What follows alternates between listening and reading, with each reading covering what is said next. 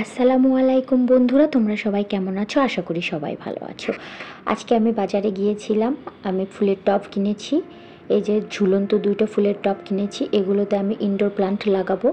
আর বেশ কিছু শীতকালীন গাছ কিনে নিয়ে এসেছি। শীত এসে গেছে, শীতকালীন গাছ বাগানে না থাকলে একদম শোভা পায় না। এই জন্য আমি কসমস, ডায়ান্থাস, 3 রকমের ডায়ান্থাস এবং 2 রকমের গাঁদা ফুল নিয়ে এসেছি। অবশ্য আমি দেশি গাঁদাও একটা কিনেছি, যাতে সারা বছর আমি গাঁদা ফুলটা পেয়ে থাকি। গাছগুলো লাগানোর জন্য আমি মাটি রেডি করছি।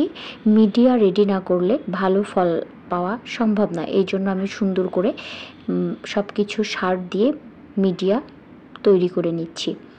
ডায়ান্থাস গাছ কিন্তু একদম পানি পছন্দ করে না, এই জন্য একটু ঝুরঝুরে মাটি এবং সারগুলো দিয়ে আমি মিডিয়া তৈরি করে নিচ্ছি।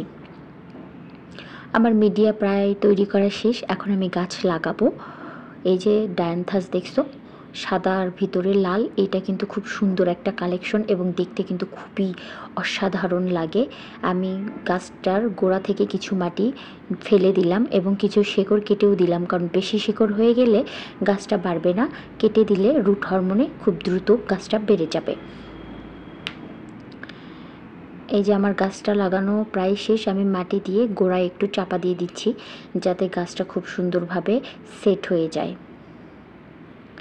আমার গাছটা লাগানো শেষ। দেখো ফুলটা কিন্তু আমার কাটতে ইচ্ছে করছে না, ফুলটা দেখে আমার খুবই লোভ লাগছে, কিন্তু কিছু করার নেই, কারণ আমি গাছটাকে একটু ঝোপালো এবং বড় করার জন্য এবং বেশি ফুল পাওয়ার জন্য ফুলগুলো আমাকে এখন কেটে দিতেই হবে, কিছু করার নেই।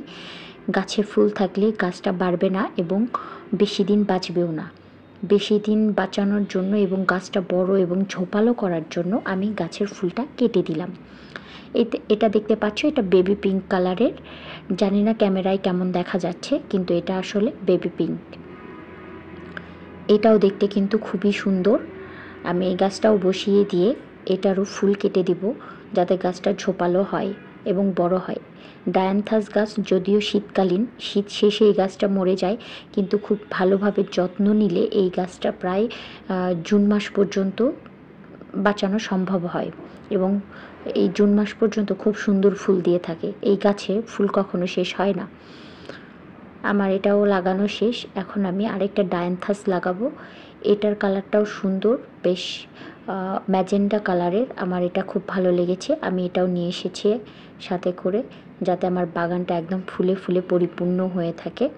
এই গাছটাও আমার প্রায় লাগানো শেষ। আমি এই গাছটারও ফুল নেব না, এই জন্য সবগুলো ফুল কলি সহ কেটে দেব, যাতে আমি যে খাবারটা দেব তাতে গাছটা খুব দ্রুত বড় হয় এবং ঝোপালো হয়ে যায়। তারপর থেকে আমি ফুল নেওয়া শুরু করব, যাতে এই ফুলগুলো সারাক্ষণ একদম ফুটে থাকে। আমার প্রায় সব গাছই লাগানো শেষ। এখন আমি এই যে দেখছো সবজি পচা পানি রেখে দিয়েছি, যে এই সবজি পচা পানিগুলো সারে পরিণত হবে। এটা একটা তরল সার, এটা খুবই উপকারী একটা সার। তোমাদের সবার বাড়িতেই এই সবজি খোসা থাকে, এগুলো ফেলে না দিয়ে 2-3 দিন ভিজিয়ে রেখে এই পানিটা গাছের গোড়ায় দেবে। এটা প্রচুর পরিমাণে পুষ্টিকর খাবার হিসেবে কাজ করে।